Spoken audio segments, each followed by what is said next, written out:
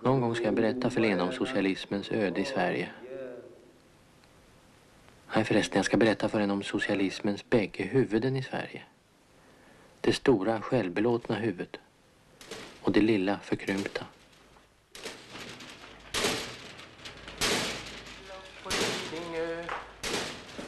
Vill upp på Lidingö. Jag vill bli en kändis. Jag vill bli en kändis. Vill upp på Lidingö. Vill upp på Lidingö.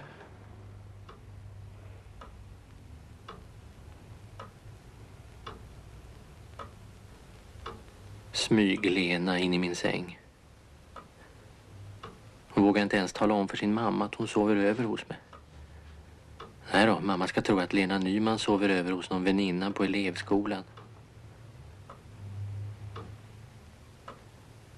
Det är farligt att vara kär i sin huvudroll, det sa alltid min lärare på SF.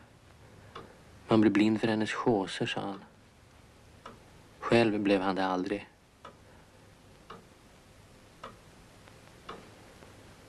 Jag träffade Lena när vi gjorde 491, men den gången satte vi inte fart på någonting, varken hon eller jag.